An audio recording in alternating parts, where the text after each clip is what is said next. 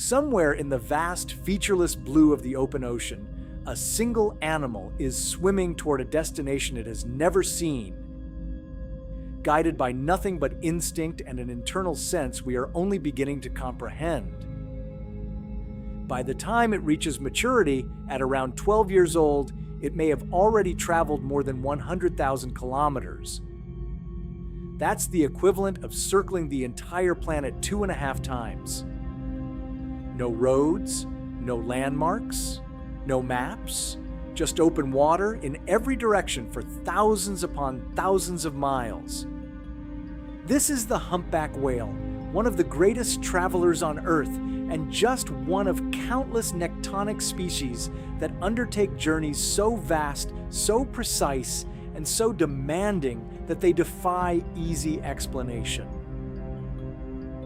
What compels a creature to abandon a feeding ground rich with food and set out across an entire ocean basin toward uncertainty?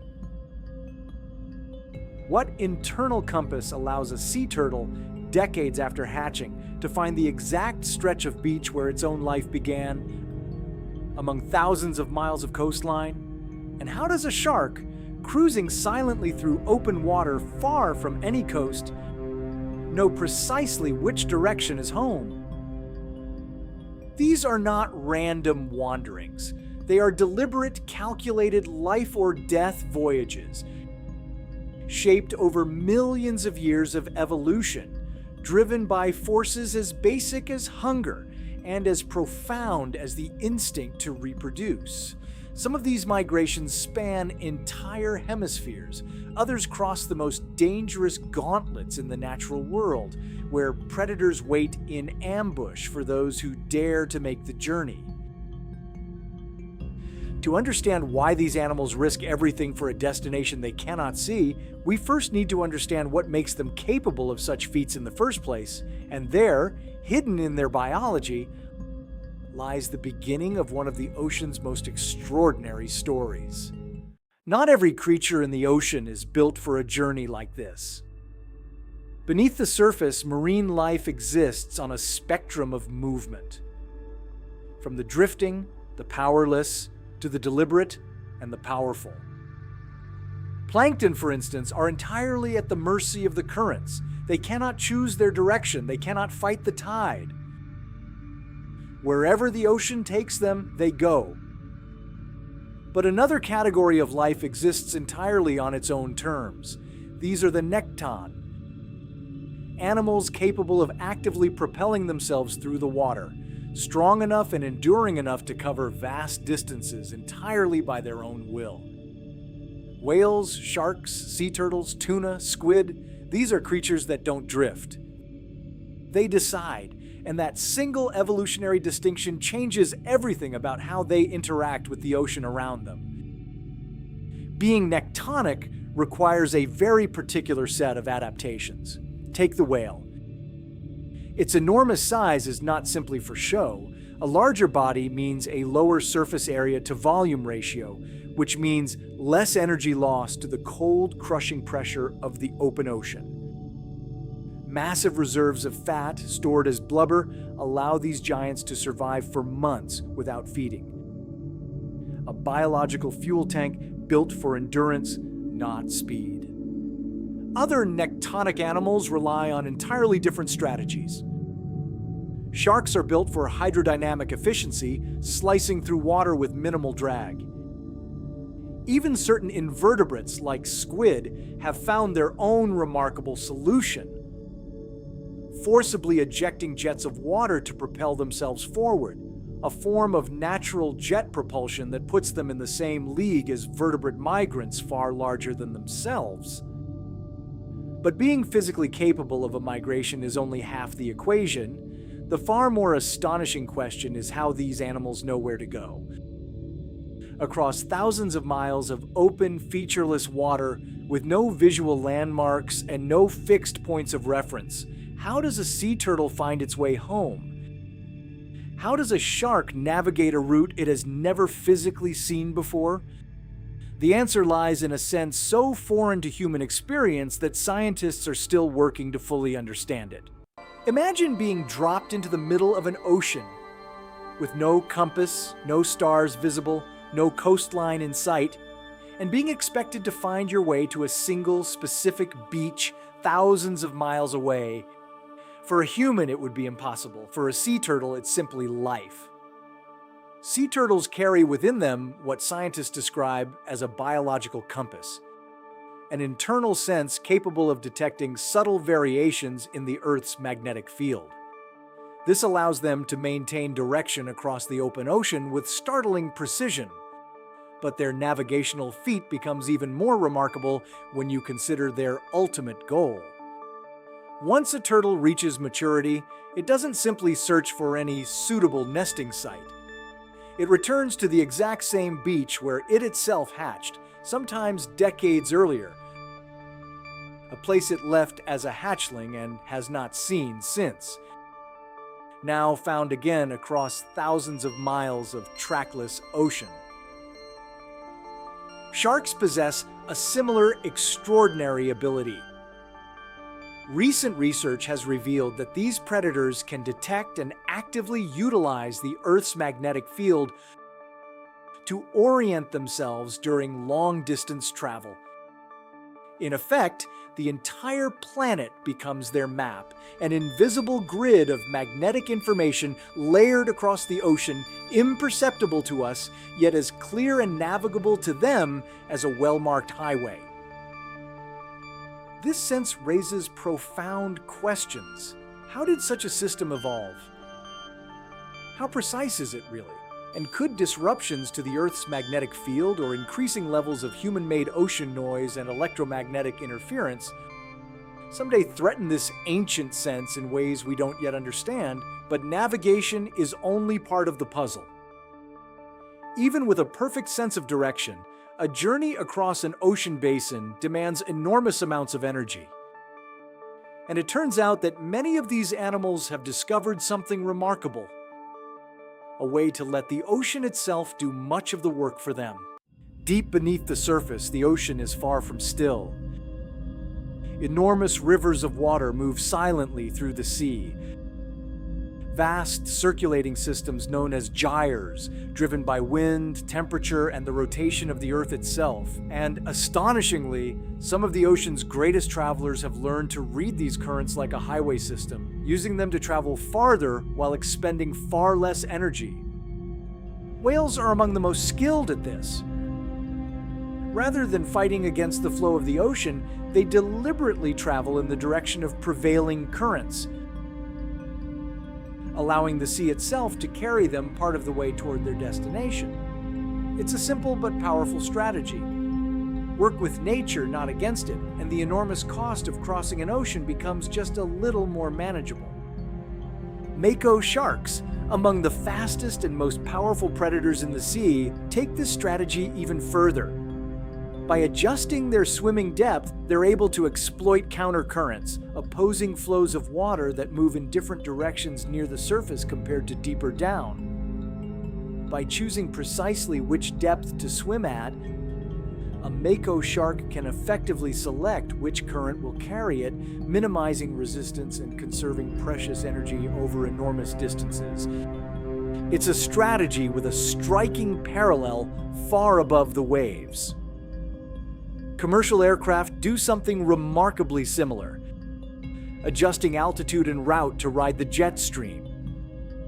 Powerful currents of air high in the atmosphere, saving both time and fuel on long-haul flights.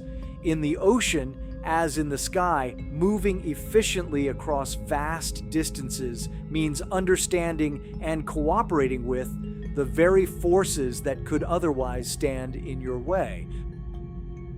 But not every migration is about efficiency alone. For some of the ocean's largest animals, one particular destination is worth almost any cost. A place so rich with food that an entire hemisphere's population of giants converges upon it each and every year. Every year, as spring arrives in the southern hemisphere, an extraordinary transformation begins beneath the waves surrounding Antarctica. The frigid, nutrient-rich waters erupt with life. Vast blooms of krill, trillions upon trillions of tiny crustaceans, so dense they can turn entire stretches of ocean a deep, shifting red. And converging on this feast, from every corner of the Southern Ocean come the largest animals to have ever lived. Blue whales and humpback whales undertake their seasonal migration toward these polar waters for one reason alone: survival demands it. These are creatures of almost unimaginable scale. The blue whale alone can reach over 30 meters in length, and sustaining a body of that size requires an almost incomprehensible amount of food. A single blue whale can consume several tons of krill in a single day. So they gorge relentlessly, continuously, for months at a time, filtering enormous volumes of krill-rich water through comb-like baleen plates, converting a short polar summer of abundance into vast reserves of fat stored as blubber. This isn't simple feeding, it's biological preparation for an entirely different phase of life, one defined not by abundance, but by scarcity, because this Antarctic feast cannot last forever. As the polar summer fades and the krill blooms begin to disperse, the whales face a critical decision. The frigid waters that offered such abundant food are no place to raise young. The cold is simply too extreme, too dangerous for a newborn calf. And so, with their bodies now carrying vast reserves of energy, these ocean giants turn away from the ice and begin an entirely different kind of journey, one toward warmth, toward safety, and toward new life. Thousands of miles from the krill-rich waters of Antarctica, the ocean grows warmer, calmer, and remarkably quieter. Here, in these tropical and subtropical breeding grounds, whales arrive not to feed, but to give birth. It's a striking trade-off. These waters offer little in the way of food, but they offer something far more valuable at this stage of life: safety. This is where calves are born, entering the world in relatively sheltered, predator-reduced waters, far from the harsh conditions of the poles. And here, the months of relentless Antarctic feeding finally pay off. The blubber reserves built during that polar feast are converted into something extraordinary. Milk so rich in fat that it allows a newborn calf to grow at an astonishing rate, gaining weight rapidly during the earliest, most vulnerable weeks of its life. Without those months of gorging at the bottom of the world, this entire process would be impossible. The whales would arrive at their breeding grounds depleted, unable to produce the nutrient-dense milk their calves depend on for survival. The two journeys, one toward food, one toward safety, are inseparably linked, each entirely dependent on the other. And as the calves grow stronger, nourished by their mother's reserves, they begin preparing for a journey of their own. Soon, they too will need to make the long swim back toward the poles, learning to follow the same ancient route their mothers and grandmothers have followed for generations, a migration passed down not through instruction, but through instinct and inherited memory embedded deep within their biology. It's a cycle repeated every single year, spanning entire ocean basins, driven by the same fundamental forces: food, safety, and the future of the species. But whales are not the only creatures willing to risk everything for the sake of the next generation. Elsewhere, in far warmer waters, a very different migration unfolds. One measured not in giants, but in millions. Along the eastern coast of South Africa, between the months of May and July, one of the most dramatic events in the natural world begins to unfold. Millions upon millions of sardines, each one barely the length of a hand, assemble into shoals so vast they can be seen from space. Their destination, spawning grounds to the north, where they will scatter their eggs into the open water. But this is no peaceful migration. As the sardines move north, they attract an overwhelming wave of predators. Sharks slice through the shoals in bursts of speed and violence. Dolphins work in coordinated pods, driving the fish into tight, panicked balls near the surface. Seabirds plunge from above in relentless diving assaults.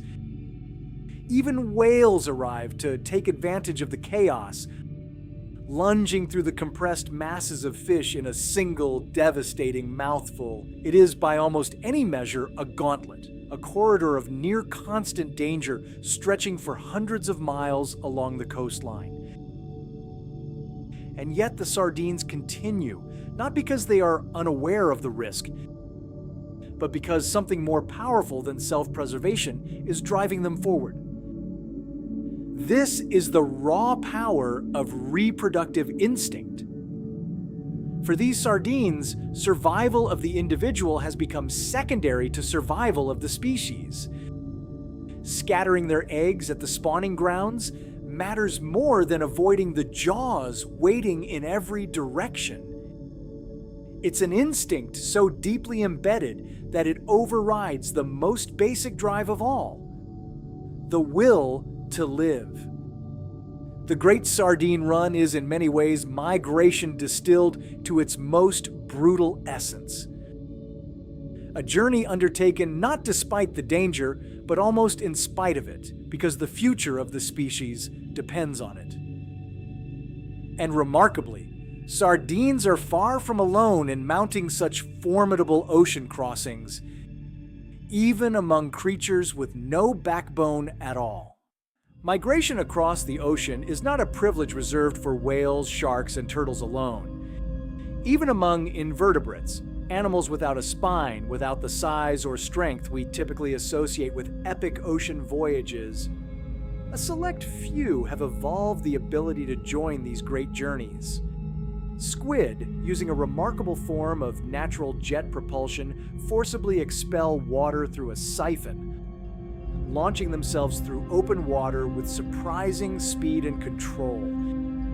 It's an adaptation that places these boneless travelers in the same league as vertebrates many times their size, active participants in the same vast moving story that plays out across the world's oceans.